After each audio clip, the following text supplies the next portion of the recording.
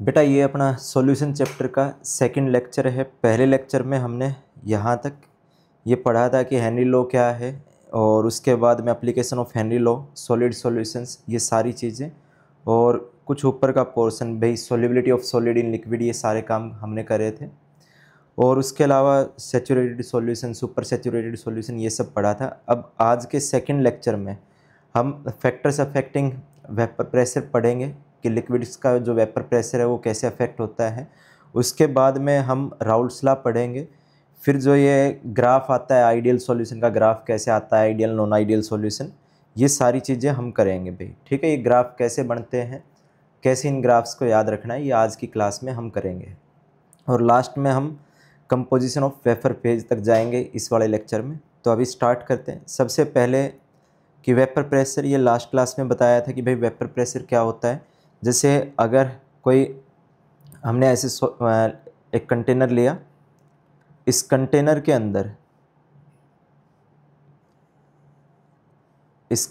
अंदर हमने यहाँ तक लिक्विड भर रखा, मान लिया H2O भर रखा है, और इसके जो वेपर्स होंगे वो वेपर्स क्या करेंगे बेटा, गैस जैसे क्या लगाती है, प्रेशर लगाती है, तो इस लिक्विड के सरफेस के ऊपर प्रेशर लगाते हैं। इसी चीज़ को वेपर प्रेशर बोला जाता है। और इसमें एक चीज़, एक लास्ट में लाइन लिखी होती है, इन इक्विलिब्रियम विद द सॉल्यूशन। इसका क्या मतलब है कि गिवन टेम्परेचर पे जितने वेपर्स बनने होंगे वो वेपर्स बन चुके होंगे। अब एक वेपर अगर लिक्विड में वापस आ रहा है तो वहाँ से एक लिक्विड जो है, लिक्विड की ड्रॉप, वो किस में जा रही है, वापस वेपर में जा रही है। ठीक है, मतलब यहाँ पे इक्विलिब्रियम आ चुका है, तो उस टाइम पर जो वेपर्स का प्रेशर होगा लिक्विड के सरफेस के ऊपर, उसको वेपर प्रेशर बोला जाता है। अब factors on which vapour pressure of a liquid depends, तो पहला है नेचर ऑफ द लिक्विड। और नेचर ऑफ द लिक्विड में क्या है बेटा, अगर वीक इंटरमोलिकुलर फोर्सेज हुए तो ज़्यादा वेपर प्रेशर होगा। इस चीज़ को बेटा हमने समझा था कि अगर ऐसे हम टेबल के हाथ मारें तो हाथ नहीं जाता है उसमें, मतलब सॉलिड के पार्टिकल बिल्कुल ऐसे पास में चिपके हुए होते हैं। पानी में हाथ चला जाता है, मतलब लिक्विड के पार्टिकल में स्पेस है। और गैस में भाई तुम ऐसे हाथ हिलाते रहो पता भी नहीं चलेगा, मतलब गैस के पार्टिकल्स के बीच में बहुत ज़्यादा स्पेस है। तो सॉलिड ऐसे हैं, लिक्विड को थोड़ा दूर लेके जाना है लिक्विड बनाने के लिए, गैस में और ज़्यादा दूर लेके जाना है। तो अगर लिक्विड से गैस हमने बनाना है तो पार्टिकल्स को दूर लेके जाना पड़ेगा। अब पार्टिकल्स को हम दूर लेके जा रहे हैं तो उनके बीच में जो दो मॉलिक्यूल के बीच में फोर्स लगे होंगे, वो इंटरमोलिकुलर फोर्स, उसको ब्रेक करना पड़ेगा। तो अगर मान लो ऐसे, जैसे भाई यहाँ पे ये दो, अगर मैंने ये कह दिया ये दो लिक्विड के पार्टिकल हैं, ठीक है, दो लिक्विड के मॉलिक्यूल हैं। अगर एक बार ये फेविकोल से चिपके हों, एक बार फेविस्टिक से, एक बार फेविक्विक से, तो जब फेविक्विक से चिपके होंगे तब ज़्यादा जोर लगाना पड़ेगा हमें। तो ऐसे ही किसी में इंटरमोलिकुलर फोर्सेस स्ट्रॉन्ग होंगे तो उसको वेपर्स में ले जाने के लिए हमें ज़्यादा जोर लगाना पड़ेगा, ज़्यादा एनर्जी देनी पड़ेगी, उसके वेपर्स कम बनेंगे। और जबकि जिसके इंटरमोलिकुलर फोर्सेस वीक होंगे उसका वेपर बनाना क्या होगा, ईजी होगा। तो वीक इंटरमोलिकुलर फोर्सेस, तो उससे क्या होगा, उनको दूर ले जाना ईजी है, वो वेपर्स ईजिली बनेंगे, वेपर प्रेशर अपना ज़्यादा आएगा। जैसे अभी कुछ एग्जाम्पल से बताया गया है कि यहाँ पे सबसे पहले ये वाला एग्जाम्पल अगर हम देखते हैं, इथेनॉल, ठीक है, दूसरा इथेनॉल का मॉलिक्यूल, इन दोनों मॉलिक्यूल के बीच में यहाँ पे जो फोर्स लगा होगा वो कौन सा है, हाइड्रोजन बॉन्ड है भाई। हाइड्रोजन बॉन्ड कब बनता है, ये 11th क्लास में हमने यहाँ पे पढ़ा था हाइड्रोजन बॉन्ड में कि हाइड्रोजन बॉन्ड कब बनेगा, हाइड्रोजन किससे जुड़ा होना चाहिए, फ्लोरीन, ऑक्सीजन, नाइट्रोजन, इन सब से जुड़ा होना चाहिए बेटा। उसके बाद में हाइड्रोजन बॉन्ड स्ट्रॉन्ग है यहाँ पे, ठीक है। इस वाले में तुम देखोगे तो इस वाले में ईथर में, डाई मिथाइल ईथर में या मिथॉक्सी मीथेन में, इसका यूपीएससी नेम, इसमें जो वंडरवाल फोर्स है, इसमें फोर्स होगा बेटा कौन सा, अपना डाईपोल। डाईपोल अगर तुम ईथर को बनाते हो तो ये कुछ ऐसा होगा, यहाँ पे CH3 CH3, ऑक्सीजन के ऊपर स्लाइटली नेगेटिव, यहाँ पर स्लाइटली पॉजिटिव। एक और ईथर का मॉलिक्यूल पड़ा होगा CH3 slightly negative slightly positive. इनके बीच में जो इंटरमोलिकुलर फोर्स है वो डाईपोल डाईपोल है। और डाईपोल डाईपोल किसके अंडर में आता है, वंडरवाल के अंडर में आता है, ठीक है बेटा। जो हाइड्रोजन बॉन्ड होता है वो भी एक स्पेशल केस होता है डाईपोल डाईपोल का। 11th क्लास में हाइड्रोजन बॉन्डिंग के अंडर में हम ये चीज़ पढ़ते हैं कि इसमें थोड़ा सा ये पार्शियल पॉजिटिव पार्शियल नेगेटिव ज़्यादा हो जाता है। तो मैं इस चीज़ को, अगर अभी आई भी है तो मैं एक बार इसको थोड़ा सा एक्सप्लेन कर देता हूँ कि जैसे HCl, यहाँ पे क्लोरीन की इलेक्ट्रोनेगेटिविटी ज़्यादा है, तो स्लाइटली नेगेटिव स्लाइटली पॉजिटिव। एक ही मॉलिक्यूल के अंदर दो पोल बने हुए हैं पॉजिटिव और नेगेटिव के, तो डाईपोल बोला जाता है। अब इन दो मॉलिक्यूल के बीच में जो अट्रैक्शन हो रहा होगा उसको क्या बोला जाएगा, डाईपोल डाईपोल बोला जाएगा। अब नेक्स्ट बेटा यहाँ पे अगर मैं लिखता हूँ HF तो यहाँ पे फ्लोरीन की इलेक्ट्रोनेगेटिविटी ज़्यादा, तो फ्लोरीन के ऊपर स्लाइटली नेगेटिव, यहाँ पर slightly positive, slightly negative, slightly positive. ऐसे बेटा यहाँ पर भी जो बन रहा होगा ये भी डाईपोल डाईपोल ही है, ठीक है। लेकिन भाई इस डाईपोल डाईपोल का स्पेशल नाम दे दिया गया, क्या बोल दिया गया इसको, यहाँ पर इस पर्टिकुलर केस में इसको हाइड्रोजन बॉन्ड बोला गया। ये क्या है बेटा, जैसे अगर सोडियम क्लोराइड, हम उसका एग्जाम्पल देखें, सोडियम लिया 11 281, क्लोरीन 17 287, तो सोडियम ने कंप्लीट इलेक्ट्रॉन ट्रांसफ़र किया है यहाँ पे, तो सोडियम के ऊपर पूरा कंप्लीट पॉजिटिव आएगा, क्लोरीन के ऊपर कंप्लीट नेगेटिव। लेकिन यहाँ पे क्लोरीन की इलेक्ट्रोनेगेटिविटी ज़्यादा है, इसने इलेक्ट्रॉन थोड़े से अपनी तरफ खींचे होंगे, तो मान लिया थोड़ा बहुत नेगेटिव आएगा, वो मैं समझाने के लिए यहाँ पे लिख लेता हूँ, ऐसे ही समझने के लिए, एग्जैक्ट नहीं है। -0.4, इस पे +0.4, भाई फ्लोरीन ज़्यादा इलेक्ट्रोनेगेटिव, मान लिया ये माइनस का कितना ले आया, 0.8 ले आया, यहाँ पे +0.8। तो बेटा ये सेम ऐसे ही कि अगर 33 मार्क्स चाहिए पास होने के लिए, तो 33 वाला भी पास है, 60 वाला भी पास है, 80 वाला भी पास है, लेकिन 80% या उससे ज़्यादा आ जाए तो हम बोल देते हैं बच्चा मेरिट में आया है। तो सेम यहाँ पे थोड़ा ज़्यादा पॉजिटिव नेगेटिव है, तो इस केस में इसको क्या बोला जाता है, हाइड्रोजन बॉन्ड बोला जाता है। तो जो एल्कोहल है भाई यहाँ पे, इसमें हाइड्रोजन बॉन्ड है, स्ट्रॉन्ग इंटरमोलिकुलर फोर्सेस, लेकिन इस वाले में डाईपोल डाईपोल, इतना ज़्यादा पॉजिटिव नेगेटिव का अट्रैक्शन नहीं है, तो वीक वंडरवाल फोर्स है। तो इनके दो ईथर के मॉलिक्यूल को दूर ले जाना इजी होगा, तो इसके वेपर्स जो होंगे वो ज़्यादा बढ़ेंगे, ज़्यादा वेपर्स बढ़ेंगे तो ज़्यादा वेपर प्रेशर ये एग्जर्ट करेगा भाई। उसके बाद में ये ऐसे ही लिखा हुआ है बीच में बेटा कहीं पे कि sp हाइब्रिडाइजेशन को डायगोनल हाइब्रिडाइजेशन भी बोला जाता है, बीच में आ गया होगा कहीं पे क्वेश्चन, तो मैंने लिख दिया होगा कि जो sp हाइब्रिडाइजेशन है उसको डायगोनल हाइब्रिडाइजेशन भी बोला जाता है। ये भी ऐसे ही लिख दिया होगा, बीच में कुछ क्वेश्चन आया होगा मेरे ध्यान, तो लिख दिया होगा कि कार्बामिक एसिड क्या होता है। अब ये बेटा एक चीज़ इसमें जो लाइन लिखी हुई है कि इसके इजीली वेपर्स बनाए जा सकते हैं, दूर दूर जा सकता है, ठीक है, इसके पार्टिकल दूर दूर ले जाने इजी हैं क्योंकि कम इसमें स्ट्रॉन्ग इंटरमोलिकुलर फोर्सेस हैं, इतने ज़्यादा स्ट्रॉन्ग नहीं है बेटा वो, तो पार्टिकल्स को दूर ले जाना इजी, तो वो इजीली गैसियस स्टेट में जाएंगे, मतलब वेपर फेज में जाएंगे, वेपर्स ज़्यादा बनेंगे, वेपर प्रेशर ज़्यादा होगा। अब बेटा यहाँ पे कुछ कंपैरिजन करके दिखाया गया है, इथाइल एल्कोहल या इथेनॉल, इसमें एक OH है, एक हाइड्रोजन बॉन्ड मैंने यहाँ पे बना के दिखाया। उसके बाद वाटर में बेटा पर वाटर मॉलिक्यूल 4 हाइड्रोजन बॉन्ड बनते हैं। ये H2 और HF का केस जब हम पढ़ते हैं तो 11th क्लास में पढ़ाया जाता है बेटा, ये कि यहाँ पे 4 हाइड्रोजन बॉन्ड बनेंगे, 11th क्लास में इसका जिक्र होता है यहाँ पे भाई कि H2O के 4 हाइड्रोजन बॉन्ड बनते हैं। तो थोड़ी सी यहाँ पे बेटा जो हाइड्रोजन बॉन्डिंग होगी वो स्ट्रॉन्ग होगी किस में, वाटर में, इथेनॉल से, ठीक है।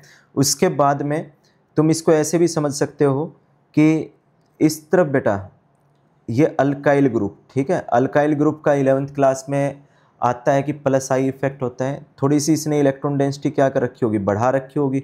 तो जो ऑक्सीजन है, ऑक्सीजन हाइड्रोजन से इतना ज़्यादा नहीं खींच रहा होगा जितना इस वाले केस में ऑक्सीजन हाइड्रोजन से खींच रहा है, तो हाइड्रोजन के ऊपर ज़्यादा पॉजिटिव ज़्यादा नेगेटिव, ठीक है, तो इसमें स्ट्रॉन्ग हाइड्रोजन बॉन्ड बन रहा है बेटा, ठीक है भाई। यहाँ पे हाइड्रोजन बॉन्ड क्यों नहीं बन रहा है, क्योंकि ऑक्सीजन के पास इलेक्ट्रॉन मिलने का एक और अच्छा तरीका है यहाँ पे, कौन सा, CH2CH3 वाला, अल्काइल ग्रुप वाला, लेकिन यहाँ पे ऑक्सीजन सिर्फ किससे खींच रहा होगा, हाइड्रोजन से, तो ज़्यादा पॉजिटिव ज़्यादा नेगेटिव चार्ज आएगा, ज़्यादा स्ट्रॉन्ग हाइड्रोजन बॉन्ड बनता है। अब उसके बाद में इथाइलिन ग्लाइकोल में बेटा यहाँ पे 2 OH हैं, ज़्यादा हाइड्रोजन बॉन्ड, ठीक है, और ज़्यादा स्ट्रेंथ वाले, तो इथाइलिन ग्लाइकोल में इंटरमोलिकुलर फोर्सेस और ज़्यादा होंगे, इसके वेपर बनाने और मुश्किल। फिर लास्ट में ग्लिसरॉल या ग्लिसरीन लिखा हुआ है, इसका फॉर्मूला ये भाई, ठीक है, 3 OH हैं, तो इसमें और ज़्यादा हाइड्रोजन बॉन्डिंग हो रखी होगी, तो अब और ज़्यादा हाइड्रोजन बॉन्डिंग हो रखी होगी, इसके 2 ग्लिसरॉल के मॉलिक्यूल को या ग्लिसरीन के मॉलिक्यूल को ये एक बना दिया। इन दोनों मॉलिक्यूल को दूर ले जाना क्या होगा, मुश्किल होगा, तो इसके वेपर्स कम बनेंगे, इसका वेपर प्रेशर कम होगा। उसके बाद में दूसरा इफेक्ट बताया गया है बेटा, टेम्परेचर। ज़्यादा टेम्परेचर, ये ऑब्वियस सी बात है कि अगर हम किसी चीज़ को हीट कर रहे हैं तो उसके वेपर्स क्या बनेंगे, ज़्यादा बनेंगे। एक तो भाई सर्दियों में तुम देखते होगे, सर्दियों में जो पानी की बोतल रखी हुई है उसमें कम वेपर्स ऊपर जाके चिपके हुए होते हैं, लेकिन गर्मियों में ज़्यादा टेम्परेचर होता है तो जो पानी की बोतल होगी उसके ज़्यादा वेपर्स, उसमें ज़्यादा वेपर्स ऊपर की तरफ कलेक्टेड होते हैं। तो टेम्परेचर बढ़ाने पर क्या होगा, काइनेटिक एनर्जी और थर्मल एनर्जी बढ़ेगी, जो लिक्विड के पार्टिकल उनके पास में, तो इजीली एस्केप आउट कर जाएंगे सरफेस से, ज़्यादा वेपर्स बनेंगे।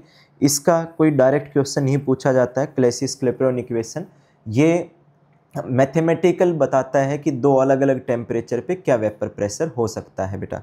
उसके बाद में vapour pressure of liquid solution, तो देखो बेटा पहले हमने सॉलिड की सॉल्युबिलिटी पढ़ी लिक्विड में, उसमें हमने 2-3 चीज़ें डिस्कस करी थी कि nature of solid, like, dissolve like. फिर उसके बाद में टेम्परेचर का इफेक्ट पड़ा था, उसमें 3 तरह का इफेक्ट होता है कि एक बार टेम्परेचर बढ़ाने पर सॉल्युबिलिटी घटेगी, एक बार बढ़ेगी, एक बार इरेगुलर बिहेवियर, उसमें ट्रांजिशन टेम्परेचर आया था जो इससे पहले वाले लेक्चर में डाला हुआ है। उसके बाद में गैस की सॉल्युबिलिटी हमने पढ़ी थी लिक्विड में, उसमें आया था कि पहला नेचर में कि जो गैस रिएक्ट करती हैं ज़्यादा सॉल्युबल, क्रिटिकल टेम्परेचर की एक चीज़ आई थी वहाँ पे कि ज़्यादा क्रिटिकल टेम्परेचर इजीली लिक्विफिकेबल गैस होगी और वो ज़्यादा सॉल्युबल होगी। फिर उसके बाद में जो नेक्स्ट आया था वो अपना बेटा हेनरी लॉ आया था, टेम्परेचर बढ़ाने पर गैस की सॉल्युबिलिटी घटती है, लेकिन वहाँ पे हाइड्रोजन और कुछ इनर्ट गैस की सॉल्युबिलिटी बढ़ती है बेटा ऑर्गेनिक सॉल्वेंट में टेम्परेचर बढ़ाने पर। वो 1-2 पॉइंट लिखे हुए थे।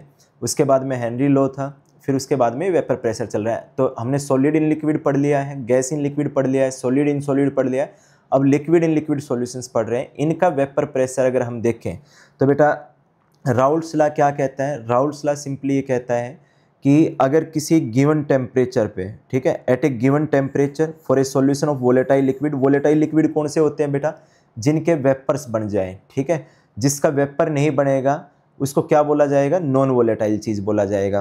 कि पार्शियल वेपर प्रेशर, पार्शियल बेटा, ठीक है, vapour pressure of each component in the solution is equal to the product of, बकवास लिखा हुआ है नहीं भाई, मतलब ठीक है, ये जो भी लिखा हुआ है तुमने याद करना है, मैं बताता हूँ कि ये चीज़ है क्या, ठीक है।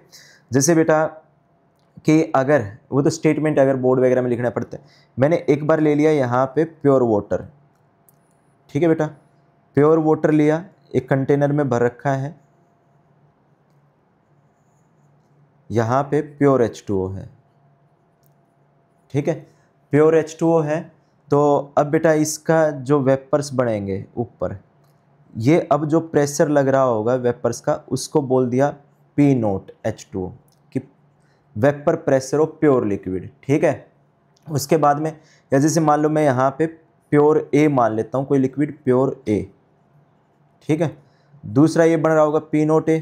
ऐसे ही एक बेटा यहाँ पे दूसरा मैंने लिक्विड बना दिया B, ये प्योर B है, ठीक है, और इस प्योर B के जो वेपर्स बन रहे होंगे इससे वेपर प्रेशर लगेगा P0 B।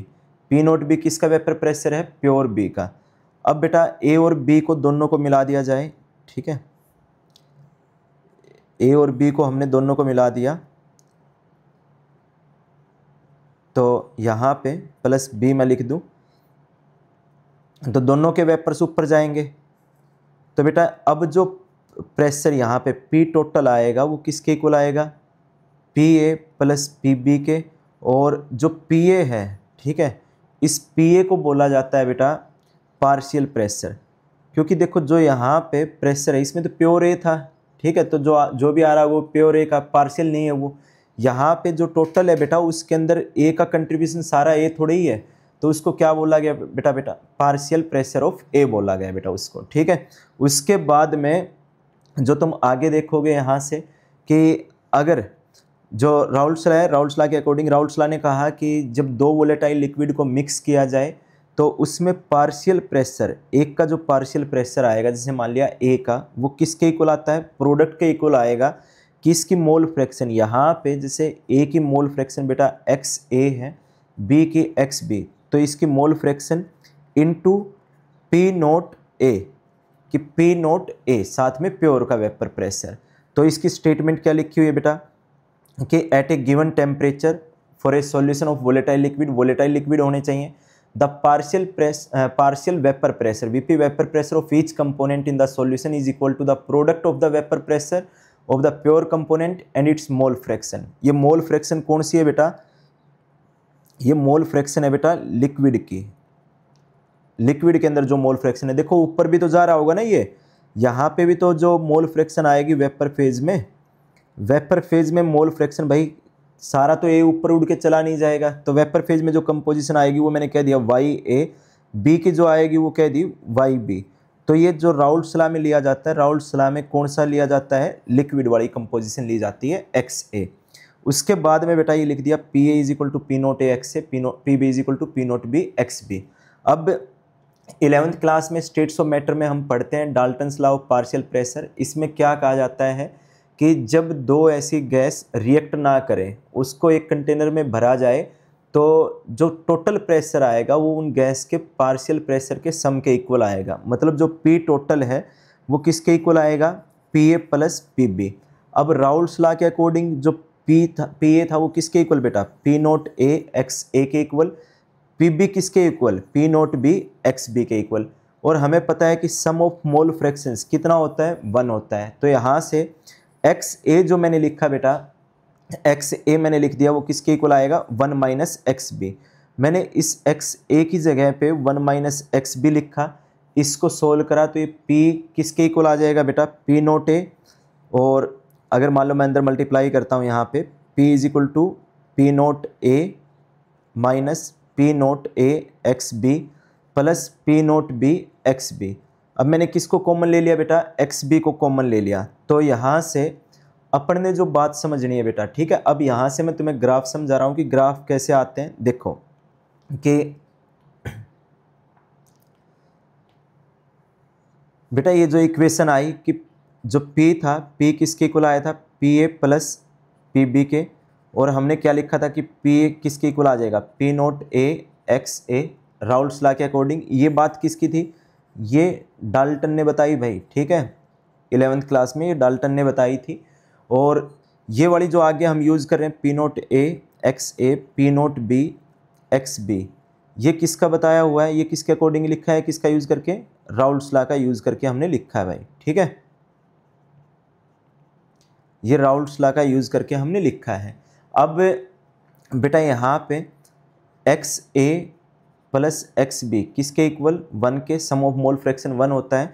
तो अगर मैं लिखूँ P is equal to P naught A, X A की जगह मैंने 1 माइनस एक्स बी लिख दिया, plus P naught B X B जो अभी किया था हमने। तो ये क्या आ जाएगा, P naught A minus P naught A X B plus P naught B X B. तो मैं क्या करूँ बेटा, यहाँ से मैंने कॉमन ले लिया पी नोट, ये मतलब मैं एक्स बी को कॉमन लेता हूँ पहले। तो एक्स बी अगर कॉमन लिया तो ये P naught B minus P naught A, यहाँ पर बेटा X B plus P naught A. अरे मैंने पहले एक्स बी को लेके यहाँ पे लिख दिया बेटा। उसके बाद में अगर मैं इसको एक इक्वेशन देखूँ भाई, स्ट्रेट लाइन की इक्वेशन की तरह, तो ये y ये अपना क्या है m, और ये क्या है बेटा x, और ये क्या है c है, ठीक है। इस इक्वेशन को बेटा मैं किसकी टर्म में भी ड्राइव कर सकता था, इसको मैं ड्राइव कर सकता था बेटा x मतलब एक्स ए की टर्म में भी। कैसे, अगर मान लो मैं इस वाले इक्वेशन में, ये जो इक्वेशन है, ये जो इक्वेशन थी बेटा यहाँ पर, इस इक्वेशन में मैं एक्स बी को रिप्लेस कर दूँ, एक्स बी को रिप्लेस कर दूँ किससे, 1 माइनस एक्स ए से। भाई इससे एक्स बी आएगा वो किसके इक्वल आएगा, 1 माइनस एक्स ए, और इससे भाई एक्स ए जो आता है वो 1 माइनस एक्स बी। तो अगर ऐसे रिप्लेस करते हैं तो ये क्या आ जाएगा, P is equal to P naught A X A plus P naught B X B की जगह पे मैं क्या लिख दूँ, 1 माइनस एक्स ए। अब इसको सोल्व करेंगे तो P is equal to P naught A X A plus P naught B minus P naught B X A. तो P किसके इक्वल, मैं यहाँ से बेटा एक्स ए को कॉमन ले लूँ तो P naught A minus P naught B, यहाँ पे ब्रैकेट में x A plus P naught B. इसको भी अगर स्ट्रेट लाइन की इक्वेशन में देखूँ तो ये y, ये अपना m, ये अपना x, और ये क्या बेटा c। तो अगर तुम देखते हो बेटा यहाँ से मैं एक इक्वेशन को ऐसे, इसको अगर ग्राफिकली प्लॉट करूँ तो ये देखो,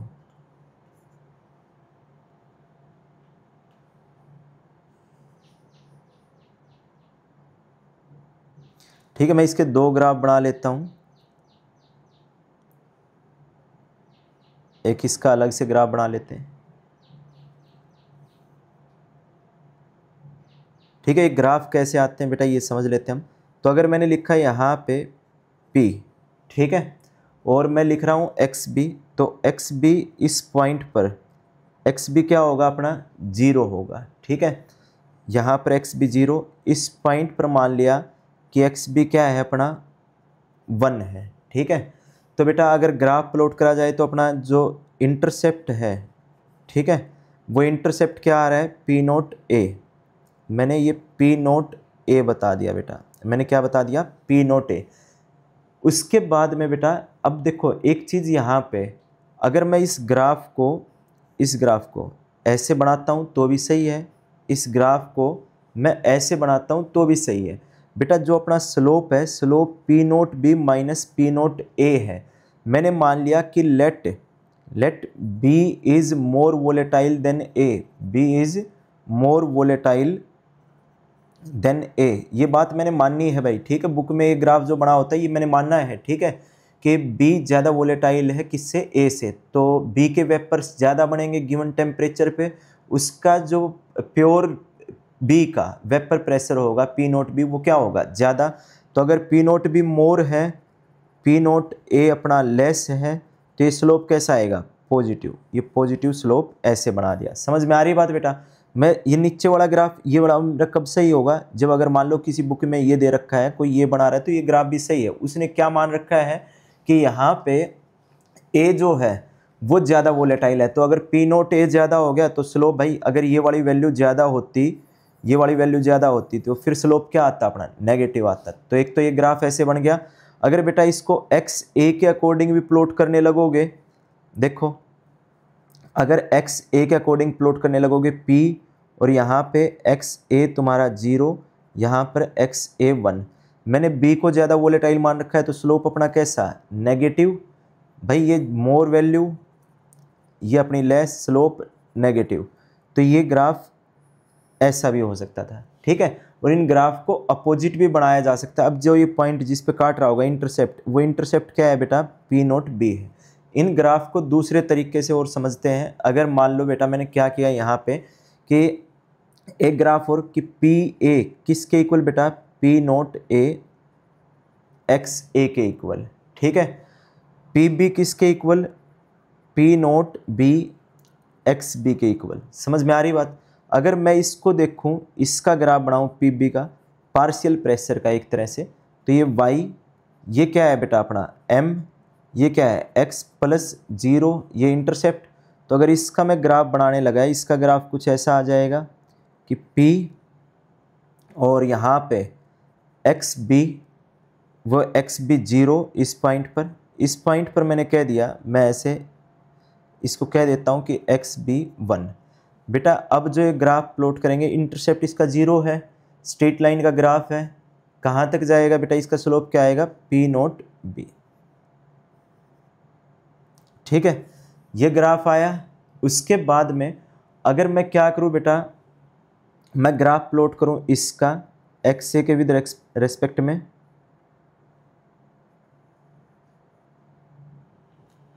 तो तुम ये देखो कि P, मैंने यहाँ पे P लिखा, ये Y अपना, ये M, ये X प्लस 0 इंटरसेप्ट, यहाँ पे XA मैंने क्या कहा 0, और उसके बाद में XA जो है वो यहाँ पर क्या हो गया 1 हो गया।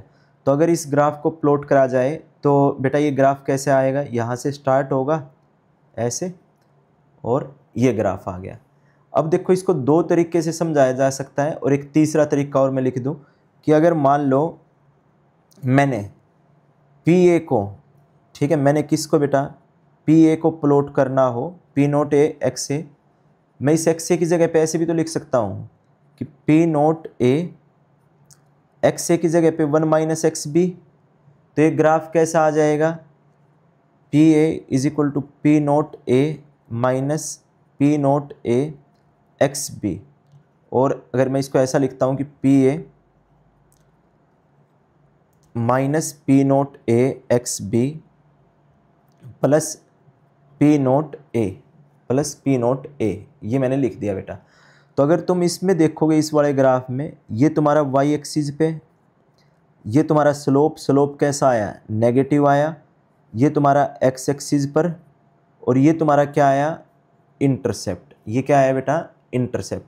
तो मतलब अगर एक्स बी वाले में तुम ग्राफ प्लॉट करोगे किसका, पी ए का, ठीक है, इसमें तो ये स्लोप कैसा, नेगेटिव। मैं इसी ग्राफ में क्लब करने ही सोचता हूँ इसको कि भाई यहाँ पे ऐसे प्लॉट करा, ये कुछ ऐसा ग्राफ आ जाएगा बेटा, ऐसा ग्राफ आया। अब ये वाला पॉइंट क्या होता है अपना, पी नोट ए, ठीक है। अगर मैं इस ग्राफ को, दूसरा तरीका बेटा, मैं इन ग्राफ को क्या करूं, इनको मिला के लिखूं। तो अभी सिंपली मैं एक ग्राफ बनाऊं,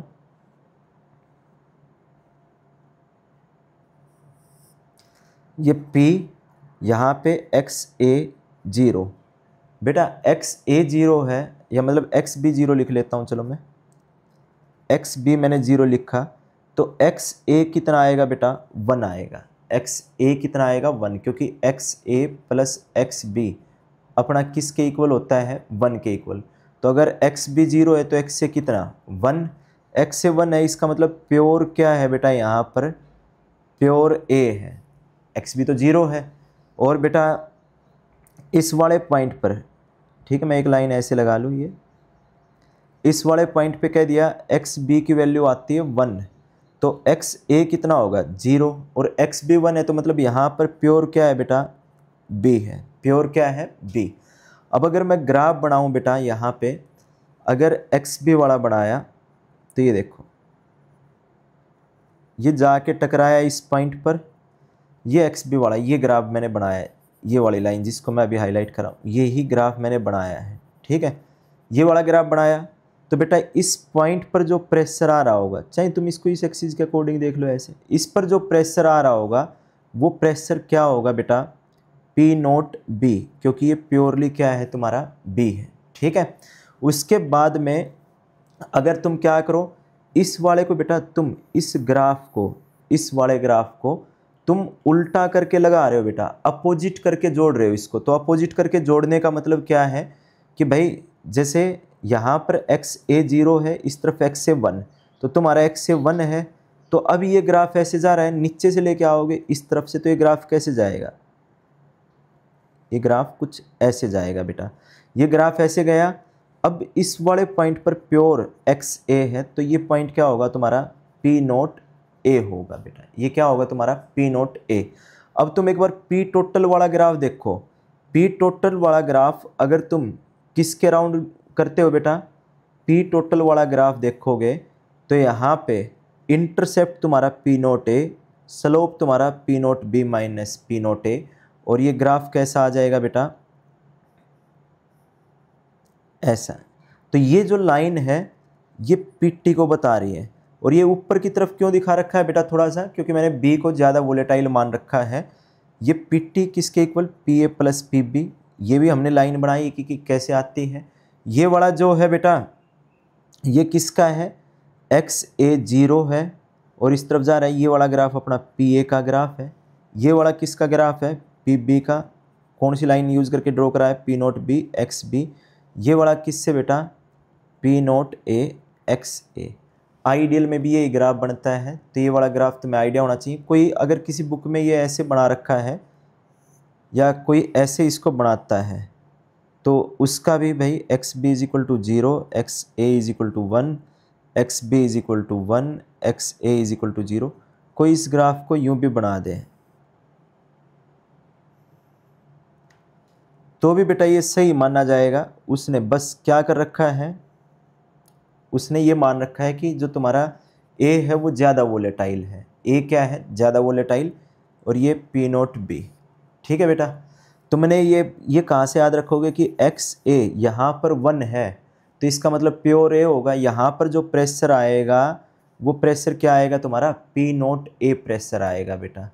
जहाँ यहाँ पर एक्स बी 1 मतलब प्योर बी है, तो जो प्रेशर आएगा वो पी नोट बी आएगा। तो ये ग्राफ थे बेटा, और अभी जो हम पढ़ रहे थे इसका कंक्लूजन कि total vapour pressure of the solution varies, ये कैसे वेरी करता है बेटा, ये linearly with the mole fraction of the component B, क्योंकि पी नोट ए और पी नोट बी तो भाई यहाँ पर जैसे भाई ये मोल फ्रैक्शन बी के साथ में लीनियरली वेरी कर रहा है ना, स्ट्रेट लाइन की इक्वेशन आ गई।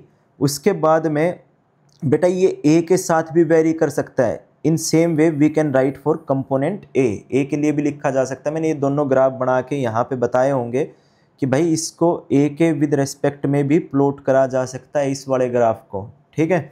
उसके बाद में बेटा नेक्स्ट जो है अपना कि when X A is equal to 1, तो अगर एक्स से 1 होगा तो प्योर ए होगा, P A is equal to P naught ए।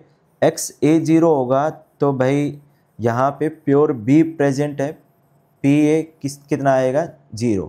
बेटा ये ग्राफ यहाँ पे ही आके क्यों टकरा रहा है 0 पे ही, क्योंकि अगर एक्स बी 1 है तो इसका मतलब एक्स ए क्या है तुम्हारा 0, और पार्शियल प्रेशर ए का भी, पार्शियल प्रेशर ए का क्या आएगा 0 आएगा, इसलिए यहाँ पर नीचे टकराया गया है बेटा। उसके बाद में vapour pressure of solution of solid in liquid, अगर सॉलिड हो किसके अंदर लिक्विड, उसका वेपर प्रेशर बताना हो बेटा।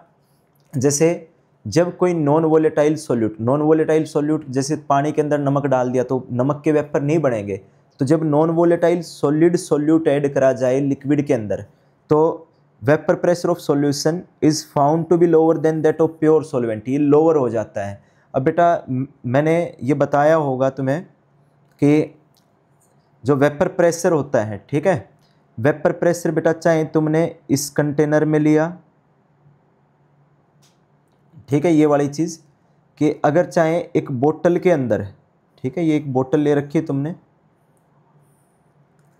इस बोतल के अंदर तुमने लिक्विड भर दिया, ठीक है, तुमने भाई बोतल के बजाय एक मग ले रखा है,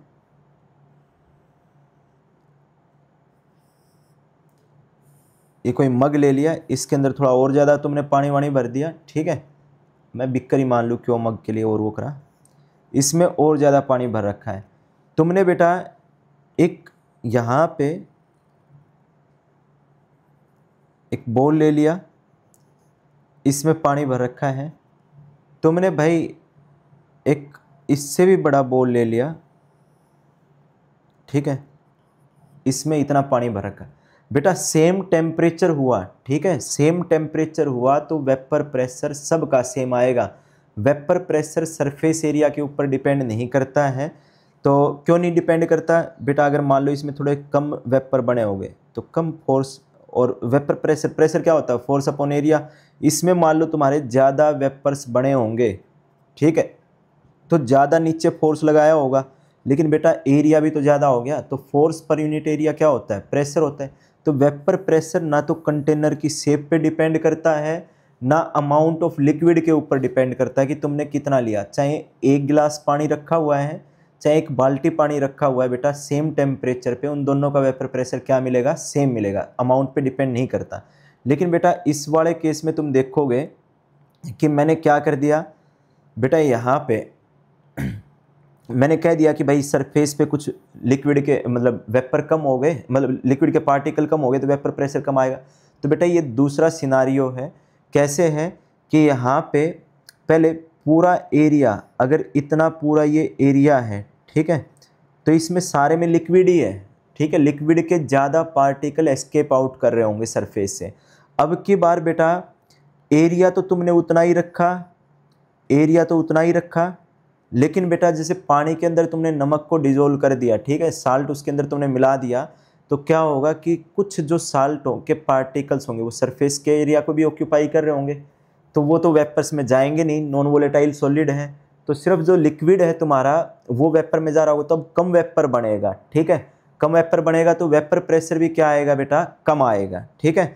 तो लिखा है कि non volatile solute occupy some of surface area, कुछ सरफेस एरिया ऑक्यूपाई कर लेगा, तो less vapour formation by solution as compare to pure solvent less vapour pressure आएगा।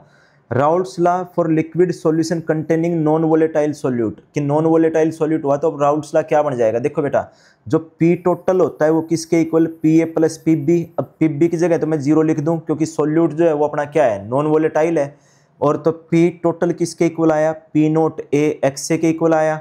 बेटा जो P था P टोटल तुम्हारा किसके इक्वल आ गया, P note A X A के इक्वल आ गया, एक्स बी की मतलब ये पी बी की जगह पे तो हमने 0 लिख दिया क्योंकि जो सॉलिड है वो नॉन वोलेटाइल है, उसके वेपर्स बन ही नहीं रहे हैं, ठीक है। अब तुम इसमें देखोगे बेटा ये वाला जो पोर्शन है, अगर तुम इसमें देखते हो तो पी नोट ए से तो कम ही वैल्यू आई बेटा, क्योंकि मोल फ्रैक्शन की मैक्सिमम वैल्यू कितनी हो सकती है, 1 हो सकती है, लेकिन इसमें कुछ नॉन वोलेटाइल सॉलिड जो सॉलिड सॉल्यूट है वो ऐड कर रखा है, तो ये 1 से भी छोटी रहेगी मोल फ्रैक्शन। तो ये जो P है वो पी नोट ए से कम आता है। राउल्ट्स लॉ फिर भाई यहाँ पे तो इसलिए लिखा है कि vapour pressure of the solution will be the vapour pressure due to solvent only, solvent की वजह से ही वेपर प्रेशर आएगा, सॉलिड जो सॉलिड सॉल्यूट है उसके तो वेपर्स बढ़ नहीं रहे हैं। उसके बाद में Raoult's law for solution having non volatile solutes क्या लिखा जा सकता है, at a given temperature the vapour pressure of a solution containing non volatile solute is directly proportional to the mole fraction of solvent. बेटा P जो आना था वो किसके इक्वल आना था, PA प्लस PB हो गया 0, P टोटल किसके इक्वल आ गया, P naught A x A के इक्वल। तो जो टोटल सॉल्यूशन का वेपर प्रेशर है वो किसके प्रोपोर्शनल है, मोल फ्रैक्शन ऑफ A मतलब सॉल्वेंट के लिए, सॉल्वेंट के लिए हम क्या यूज़ करेंगे A। तो यहाँ से P जो आएगा, P किसके इक्वल आएगा बेटा, P नोट A और एक्स ए की जगह पे मैंने क्या लिख दिया 1 माइनस एक्स बी। क्यों लिखा, क्योंकि X A plus X B mole fraction का सम कितना होता है 1 होता है। यहाँ से P जो है वो P note A minus P note A X B. बेटा अब मैं इसको जो P note A X B है इसको लेफ्ट में लेके आया, ये क्या बन गया पॉजिटिव, और P को इस तरफ लेके गया, ये क्या बन गया नेगेटिव। तो P note A X B, ठीक है, P note A X B किसके इक्वल बेटा, P naught A minus P। ये खाली इतनी चीज़ बोली जाती है लोअरिंग इन वेपर प्रेशर। ये क्या बोला जाता है बेटा, लोअरिंग इन वेपर प्रेशर, ये चीज़ बोली गई। अरे बेटा जैसे एक अगर मान लो कोई चीज़ 100 से, ठीक है, 100 से घट के एक हो रही है 90, ठीक है, 10 का डिक्रीज़ है। एक 20 से घट के हुई 10, इसमें भी जो डेल्टा है वो कितना 10, इसमें भी डेल्टा कितने का 10। तो डिफरेंस तो दोनों में सेम है, लेकिन ज़्यादा जो घाटा है वो किस में हुआ है 20 से 10 वाले में। ये हमें कैसे पता चलेगा, रिलेटिव लोअरिंग देख के। तो बेटा 100 घटा 90 ये तो लोअरिंग है, लेकिन 100 से डिवाइड कर दिया जाए कि भाई तुम कहोगे 100 में कितने का घाटा 10 का, एक में कितने का 10/100 का। तो भाई तुम एक पर्टिकुलर वैल्यू के अकॉर्डिंग कंपेयर करोगे ना कि 20 में कितने का घाटा, तुम यहाँ पे देखोगे कि 20 में कितने का घाटा 10 का, एक में 10/20 का। तो बेटा इसमें ज़्यादा घट रहा है, तो रिलेटिव लोअरिंग के लिए क्या करा जाता है 20 घटा 10 और नीचे 20 लिखोगे। तो ये खाली इतनी चीज़ P नोट A, पहले तो प्योर सॉल्वेंट जो था उसका वेपर प्रेशर था P नोट A, उसके अंदर तुमने non volatile solid solute add करा तो वो घट गया, कितना घटा मतलब टोटल कितनी वैल्यू आई अभी final P naught A minus P। ये लोअरिंग है कि कितना घटा है उसके अंदर से, ठीक है, उसके अंदर से P इतनी वैल्यू घटी है, और इसको डिवाइड कर दोगे बेटा P नोट A से, तो ये relative lowering in vapour pressure आ गई, जो कि आगे हम कोलिगेटिव प्रॉपर्टी में पढ़ेंगे, ये दोबारा करेंगे डेरिवेशन, ठीक है। Relative lowering in vapour pressure is equal to mole fraction of solute, ये याद रखना है, modified form of Raoult's law. बेटा अभी जो इसमें हम पढ़ते हैं कि भाई इससे पहले कंसंट्रेशन टर्म्स, तो कई बार ऐसे क्वेश्चन आते हैं जब वो मोलैलिटी दे देता है और relative lowering in vapour pressure वगैरह हमें कैलकुलेट करना होता है, तो उसमें हमने ध्यान रखना है कि जो मोलैलिटी और जो मोल फ्रैक्शन है उसके बीच में क्या रिलेशनशिप होती है वो कैलकुलेट करना हमें आना चाहिए। अब Raoult's law as a special case of Henry's law, तो बेटा देखो एक चीज़ बड़ी सिंपल सी, ठीक है, तुम्हारे मन में ऐसे बिल्कुल क्लियर होनी चाहिए ये चीज़ कि जो हेनरी लॉ था, हेनरी लॉ ने ये कहा था, जो हेनरीज लॉ था इसमें ये बात आई थी बेटा कि अगर तुम्हारा जो सॉलिड मतलब कोई ऐसे सॉल्वेंट ले लिया, ठीक है, ये सॉल्वेंट है और ऊपर गैस उड़ रही है, ठीक है, ऊपर कौन है गैस, तो गैस आके इस सॉल्वेंट में कितनी डिजोल्व होगी। हेनरी लॉ यही तो आया था P is equal to KHX से, ये था कि भाई जो सोल्यूबिलिटी है गैस की सोल्यूबिलिटी है, ठीक है, गैस की सोल्यूबिलिटी यहाँ पर मतलब इसके अंदर गैस जो डिजोल्व हुई, तो गैस डिजोल्व हुई किसके अंदर, मान लिया सॉल्वेंट पानी था, तो गैस बेटा यहाँ पे सोल्यूट है ना, गैस यहाँ पे क्या है सोल्यूट है, ठीक है, गैस क्या है सोल्यूट। तो बेटा हेनरी लॉ किस पर लगता है, सोल्यूट पर लगता है। हेनरी लॉ किस पर लगता है, सोल्यूट पर। इसने यही कहा था solubility of gas in a solvent is directly proportional to the pressure of the gas above the solution. ठीक है, या भाई जो उसकी बिल्कुल एग्जैक्ट स्टेटमेंट थी कि mass of a gas dissolved per unit volume of the solvent is directly proportional to the pressure of the gas in equilibrium with the solution, जो कि लास्ट लेक्चर में हमने गाया था, समझा था। ठीक है, अब तो बेटा ये चीज़ यहाँ पे लिखी हुई है कि यहाँ पे P is equal to P naught A X से राउल्ट्स लॉ ने बोला, P is equal to K H X किसने बोला, हेनरी लॉ ने।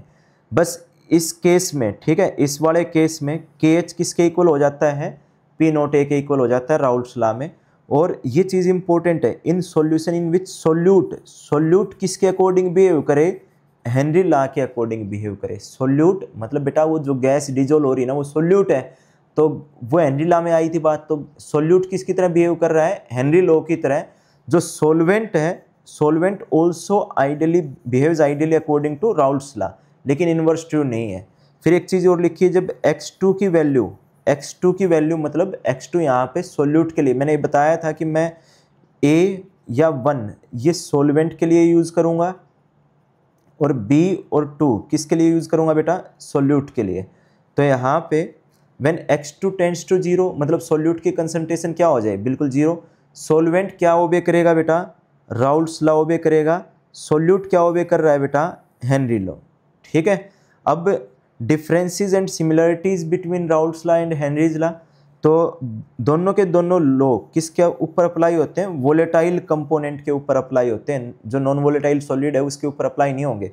दोनों लॉ के अकॉर्डिंग बेटा वेपर प्रेशर कंपोनेंट का किसके डायरेक्टली प्रोपोर्शनल है, मोल fraction of that component.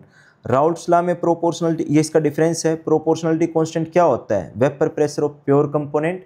Henry law में ये एक्सपेरिमेंटली डिटरमाइंड वैल्यू होती है KH। इतनी चीज़ हो गई बेटा। अब बाइनरी लिक्विड सॉल्यूशन की बात करी जाए, बाइनरी का मतलब दो कंपोनेंट, लिक्विड सॉल्यूशन। तो बाइनरी जो लिक्विड सॉल्यूशन होंगे दो टाइप के, एक तो आइडियल, दूसरा कौन सा बेटा, नॉन आइडियल। अब ये आइडियल नॉन आइडियल सॉल्यूशन समझें तो इसके लिए अपने को ये पता होना चाहिए बेटा, जैसे अगर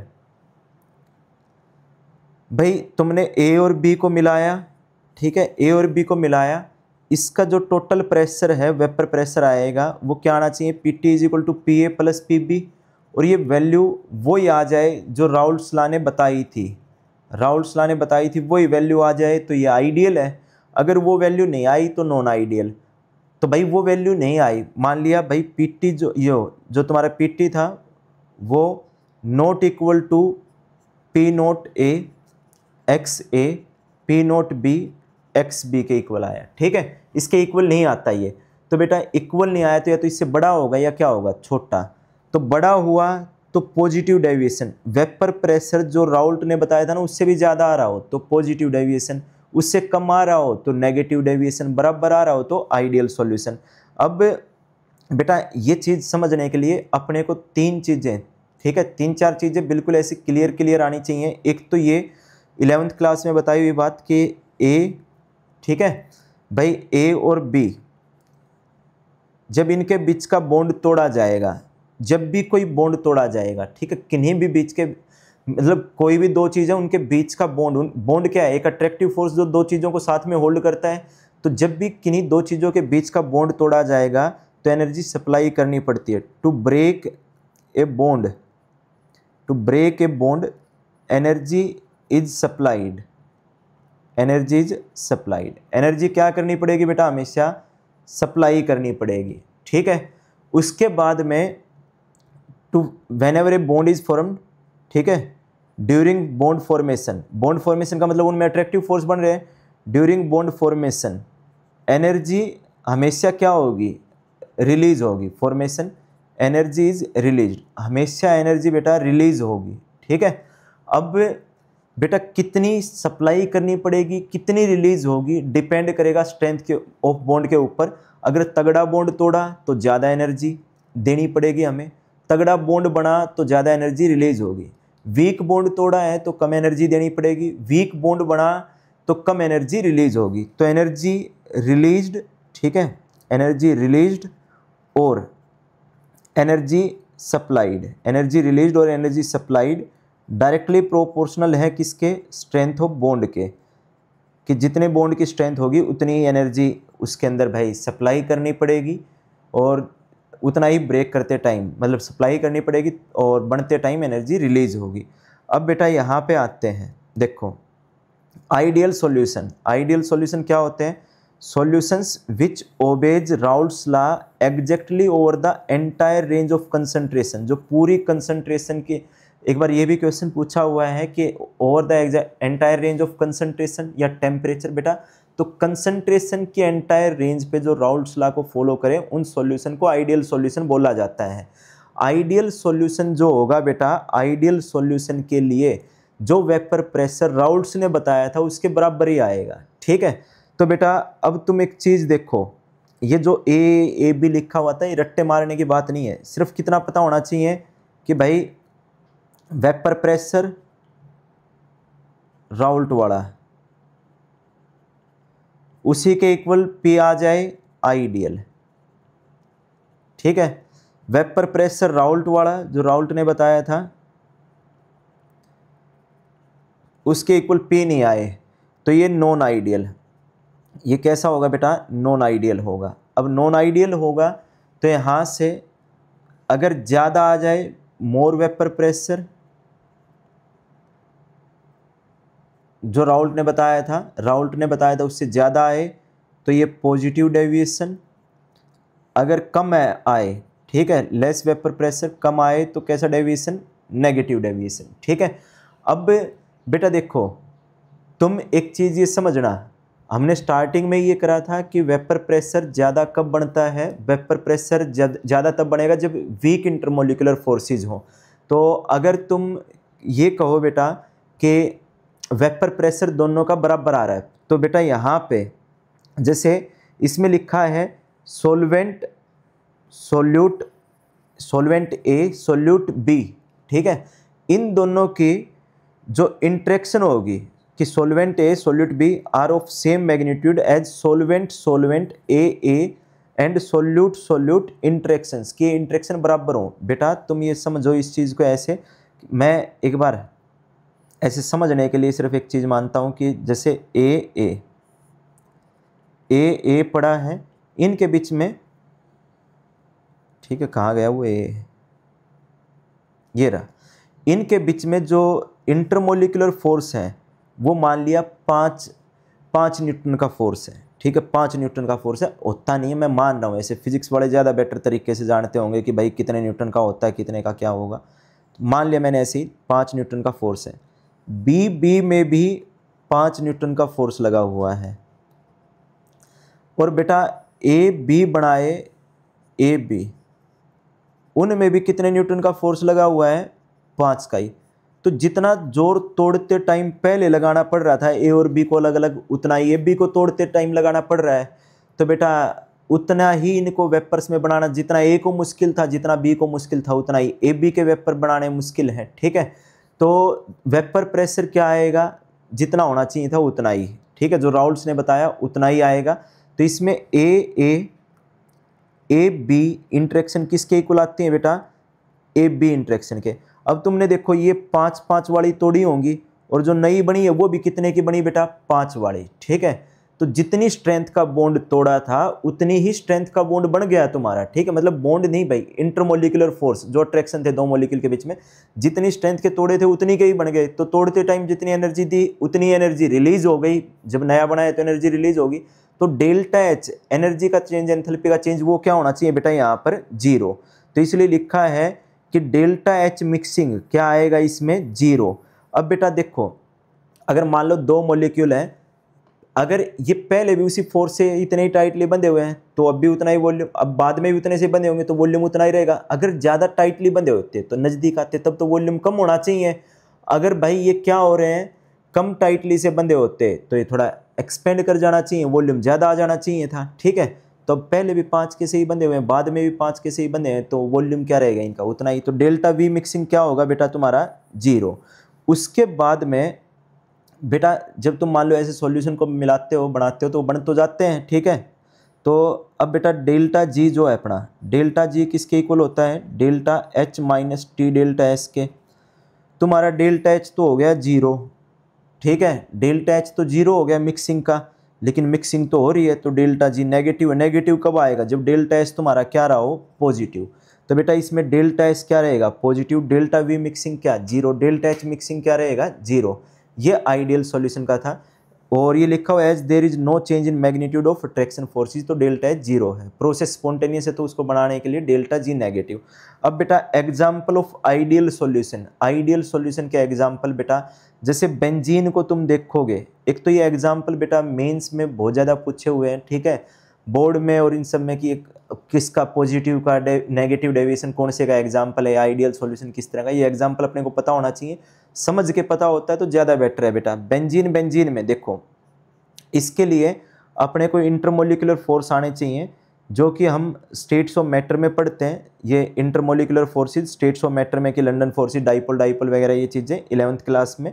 उसके अलावा बेटा, ठीक है, अभी थोड़ा बहुत जो चीज़ें आएंगी वो बता दूंगा इसमें।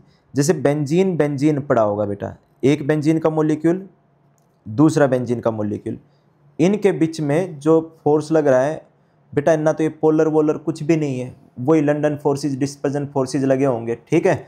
तो टोल्यूइन में भी बेटा कोई पोलैरिटी नहीं है, ठीक है, ये टोल्यूइन है, इनमें भी कोई पोलैरिटी नहीं, तो दोनों के फोर्स आपस में मिला दिया जाएगा। अब ये तुम्हारा बना दिया टोल्यूइन मैंने, ठीक है, इनके बीच में भी वही लंडन डिस्पर्जन फोर्सेज, और बेंजीन और टोल्यूइन के बीच में भी बेटा वैसे ही फोर्स बनेंगे, ठीक है, इनके बीच में भी वैसे ही फोर्स बनेंगे। तो जितनी मैग्नीट्यूड के भाई आपस में थे, ए के बीच में, बी के बीच में, उतने ही ए के बीच में है। ये इसके एग्जाम्पल। क्लोरोबेंजीन, ब्रोमोबेंजीन सेम एक जैसे, ब्रोमोइथेन आयोडीथेन एक जैसे, एन हेक्सेन, एन हेप्टेन, अरे नॉन पोलर मोलिक्यूल एक जैसे, इथाइल क्लोराइड, इथाइल ब्रोमाइड, दोनों में ही वही पोलर से। CCl4 SiCl4 दोनों ही क्या है तुम्हारे भाई? नॉन पोलर हैं।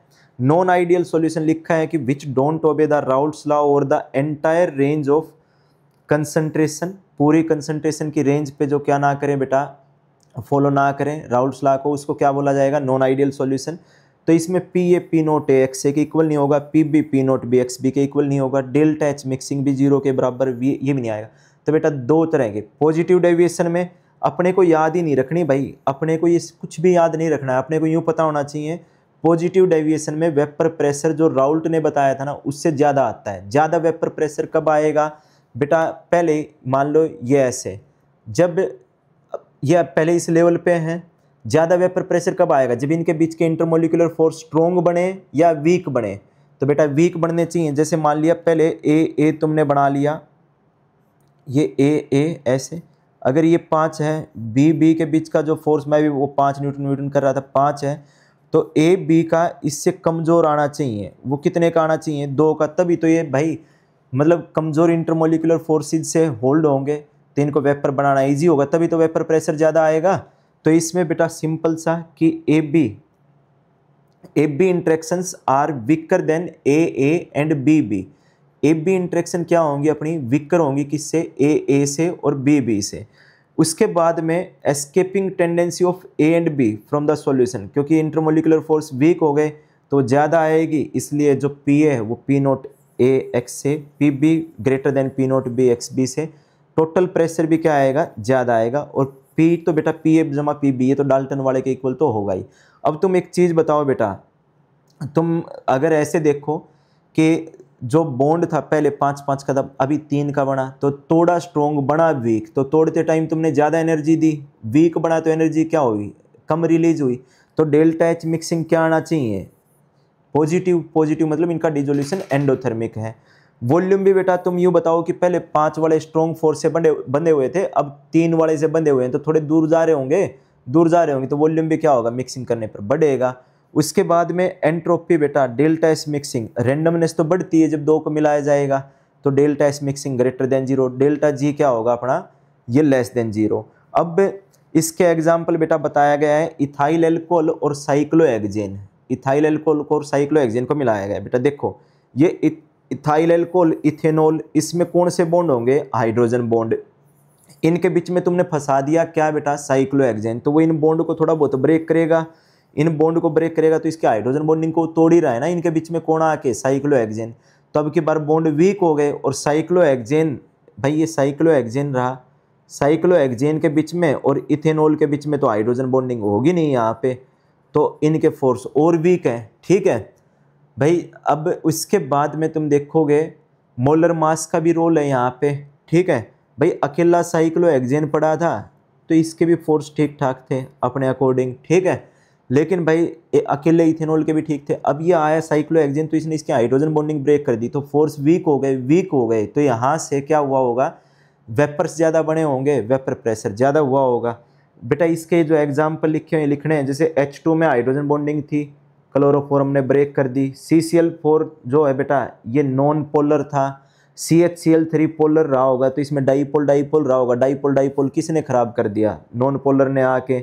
एसीटोन जो है वो बेटा कैसा था तुम्हारा, पोलर था। ठीक है, बेंजीन ने नॉन पोलर ने आके उसका डाईपोल खराब करा होगा। एसीटोन पोलर है, CH2 नॉन पोलर है, इस नॉन पोलर ने आके इसका खराब करा होगा। इथाइल एल्कोहल बेटा इसके अंदर हाइड्रोजन बॉन्डिंग है, एसीटोन ने आके खराब कर दी। वाटर की हाइड्रोजन बॉन्डिंग आपस में स्ट्रॉन्ग थी, इथाइल एल्कोहल ने आके खराब कर दी। ठीक है, तो ये बेटा इसके एग्जाम्पल हैं जो अपने को पता होने चाहिए, पेपर से पहले देख के जाने चाहिए ये। उसके बाद में नेगेटिव डेविएशन देखें अपने। नेगेटिव डेविएशन में बेटा वेपर प्रेशर जो राउल्ट ने बताया था उससे कम आना चाहिए, उससे कम वेपर प्रेशर आएगा। ठीक है, उससे कम वेपर प्रेशर कब आएगा, जब जो सोल्यूट और सोलवेंट में अट्रैक्टिव फोर्स है वो क्या बने, स्ट्रॉन्ग बने। तो ए बी इंट्रैक्शन क्या आनी चाहिए, स्ट्रॉन्गर देन ए और बी बी इंट्रैक्शन से स्ट्रॉन्ग आनी चाहिए। तो बेटा vapour pressure P A P naught A X से कम, P B P naught B X B से कम।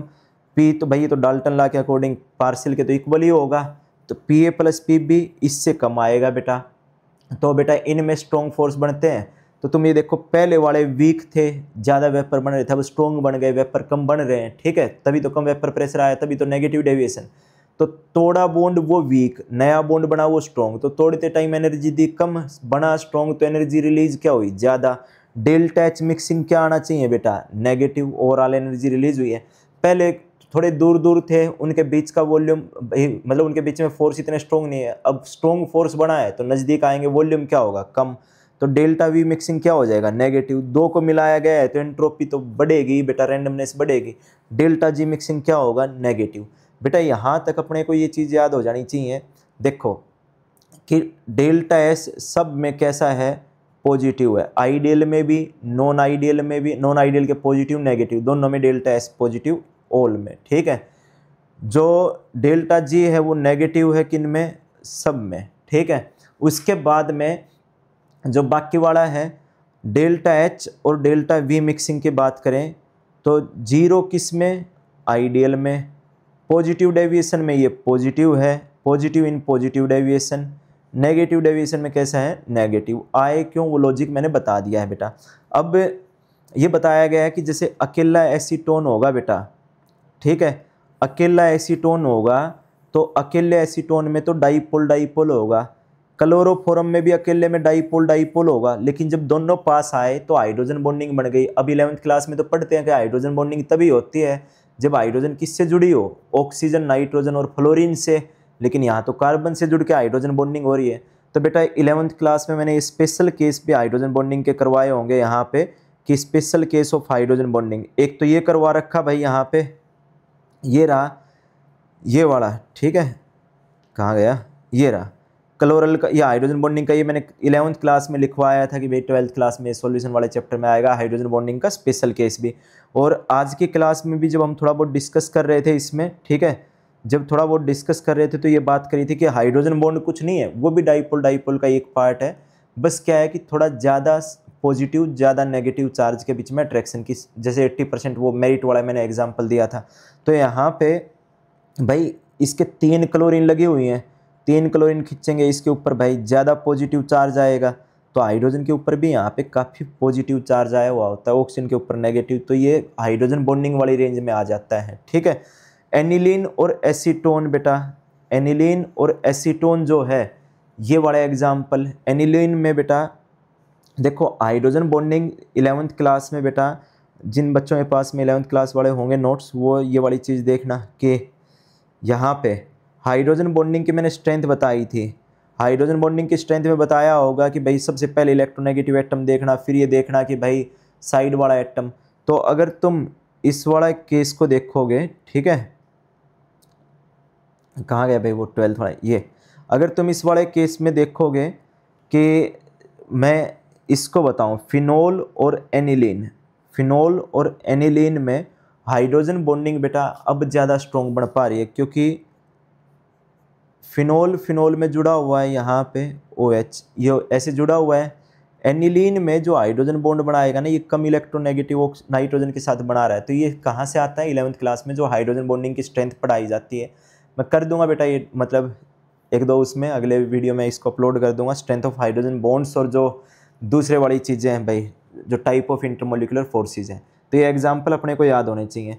अब important points about vapour pressure, इसके बारे में इंपॉर्टेंट पॉइंट कौन कौन से हैं कि वोलेटाइल सॉलिड्स लाइक आयोडीन, बेटा अपन ये सोच लेते हैं कि सॉलिड डालते ही उसमें वेपर प्रेशर नहीं बनेगा सॉलिड अगर डाला गया है, लेकिन बेटा कुछ क्वेश्चन तुम देखोगे कि मतलब अलग अलग इंस्टीट्यूट के मॉड्यूल्स में कुछ क्वेश्चन हैं, जब आयोडीन डाल दिया या मरकरी डाल दिया तो उनके भी वेपर्स बनते हैं, तो वो वेपर प्रेशर में ऐड होगा। तो वोलेटाइल सॉलिड्स लाइक आयोडीन ये भी इवेपोरेट करेंगे और ये भी वेपर प्रेशर एग्जर्ट करेंगे लिक्विड्स की तरह ही। उसके बाद में vapour pressure of a liquid does not depend on surface area पे डिपेंड नहीं करेगा, आज की क्लास में बताया है। और किस पे डिपेंड नहीं करता, वॉल्यूम और शेप ऑफ द कंटेनर पे डिपेंड नहीं करता, कितना लिक्विड लिया है उसके ऊपर डिपेंड नहीं करता, ठीक है।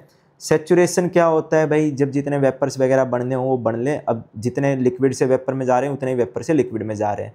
उसके बाद में बेटा जो सैचुरेटेड वेपर प्रेशर है उसको क्या बोला जाता है, एक्वस टेंशन किसका, वाटर का, गिवन टेम्परेचर पे। रिलेटिव ह्यूमिडिटी का कोई एक आध क्वेश्चन आता है, ये क्या होती है, partial pressure of H2O vapour at given temperature, नीचे vapour pressure of the water at the same temperature. Vapour pressure बेटा जब वेपर प्रेशर लिक्विड का किसके इक्वल हो जाए, P एक्सटर्नल के, तो उसको बॉइलिंग बोला जाता है। और वेपर प्रेशर लिक्विड का P एक्सटर्नल से कम चल रहा है उसको क्या बोला जाता है, इवेपोरेशन। जैसे भाई अब गर्मियों में एक पानी की बोतल में तुमने पानी डाल के रख रखा है, वेपर तो उसके भी बने हुए हैं, प्रेशर तो वो भी लगा रहे हैं तुमने, देखो चाहे गर्मी हो चाहे सर्दियाँ, पानी की बोतल में ऊपर कुछ ड्रॉप्स ही जम जाती हैं तो वो नीचे प्रेशर एग्जर्ट कर रही है। लेकिन बेटा वो प्रेशर एटमॉस्फेरिक प्रेशर के इक्वल नहीं हुआ है, तभी बॉइलिंग स्टार्ट नहीं हुई। जब एटमॉस्फेरिक प्रेशर के इक्वल हो जाता है तब क्या होती है, बॉइलिंग। ये बातें हमने 11th क्लास में पढ़ रखी हैं सारी की सारी भाई, ठीक है। उसके बाद में बेटा अगली चीज़, अगले भाई ये जो रहता है इसको फिर काफ़ी लंबा लेक्चर जा रहा है, इसको नेक्स्ट वाले में स्टार्ट करेंगे, इमिसिबल लिक्विड वगैरह अगले में स्टार्ट करेंगे। आज वाले में इतना ही, आइडियल नॉन आइडियल यहाँ तक का ही हम करेंगे बेटा।